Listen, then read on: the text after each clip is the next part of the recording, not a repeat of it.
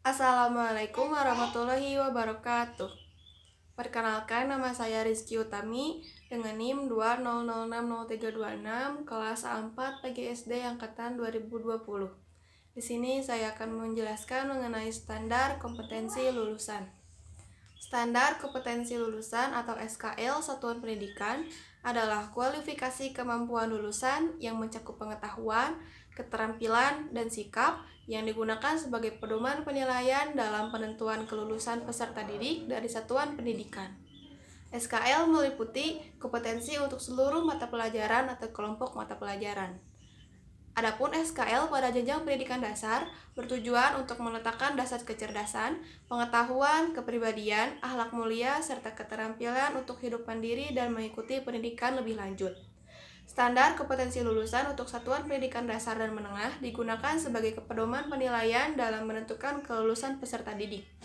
Standar kompetensi lulusan tersebut meliputi standar kompetensi lulusan minimal satuan pendidikan dasar dan menengah, standar kompetensi lulusan minimal kelompok mata pelajaran, dan standar kompetensi lulusan minimal mata pelajaran. Peraturan Menteri Pendidikan Nasional Republik Indonesia Nomor 23 Tahun 2006 menetapkan standar kompetensi lulusan atau SKL untuk satuan pendidikan dasar dan menengah. Adapun standar kompetensi lulusan mencakup standar kompetensi lulusan satuan pendidikan atau SKL-SP, standar kompetensi kelompok mata pelajaran atau SKL KMP, standar kompetensi dan kompetensi dasar atau SKKD. Standar kompetensi lulusan atau SKL satuan pendidikan adalah kualifikasi kemampuan lulusan yang mencakup pengetahuan, keterampilan, dan sikap yang digunakan sebagai pedoman penilaian dalam menentukan kelulusan peserta didik dari satuan pendidikan. Standar kompetensi lulusan pendidikan dasar dan menengah digunakan sebagai acuan utama pengembangan standar isi, standar proses, standar penilaian pendidikan, standar pendidik, dan tenaga kependidikan, standar sarana dan prasarana, standar pengelolaan, dan standar pembiayaan. Kemudian ada standar kompetensi kelompok mata pelajaran. Standar kompetensi kelompok mata pelajaran adalah kualifikasi kemampuan minimal peserta didik yang menggambarkan penguasaan sikap, pengetahuan, dan keterampilan yang diharapkan dicapai pada setiap tingkat atau semester untuk kelompok mata pelajaran tertentu. Selanjutnya adalah pembahasan mengenai standar kompetensi dan kompetensi dasar. Standar kompetensi merupakan kualifikasi kemampuan minimal peserta didik yang menggambarkan penugasan pengetahuan, sikap, dan keterampilan yang diharapkan dicapai pada setiap kelas dan atau semester pada suatu mata pelajaran. Kompetensi dasar adalah sejumlah kemampuan yang harus dikuasai peserta didik dalam mata pelajaran tertentu sebagai rujukan penyusunan indikator kompetensi dalam suatu pelajaran.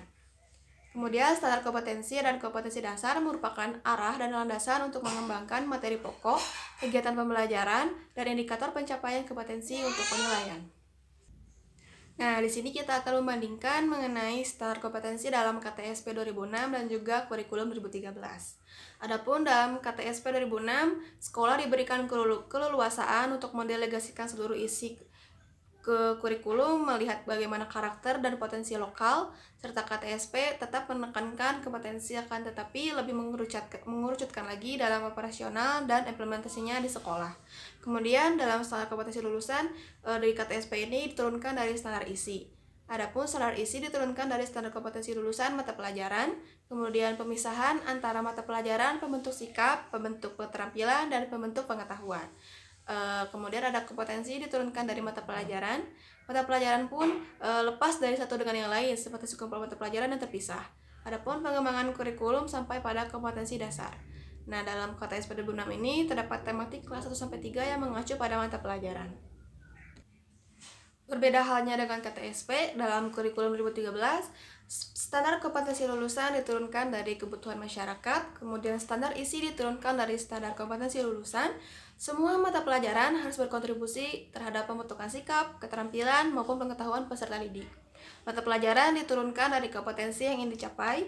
Semua mata pelajaran diikat oleh kompetensi inti tiap kelas. Pengembangan kurikulum setiap buku teks dan buku pedoman guru. Kemudian terdapat tematik integratif dari kelas 1 sampai kelas 6 yang mengacu pada kompetensi.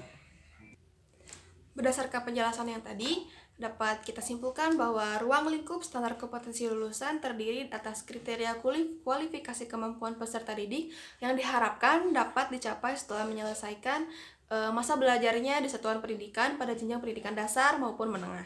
Untuk mengetahui ketercapaian dan kesesuaian antara standar kompetensi lulusan dengan lulusan dari masing-masing satuan pendidikan dan kurikulum yang digunakan pada satuan pendidikan tertentu, perlu dilakukannya monitoring dan evaluasi secara berkala dan berkelanjutan dalam tiap periode.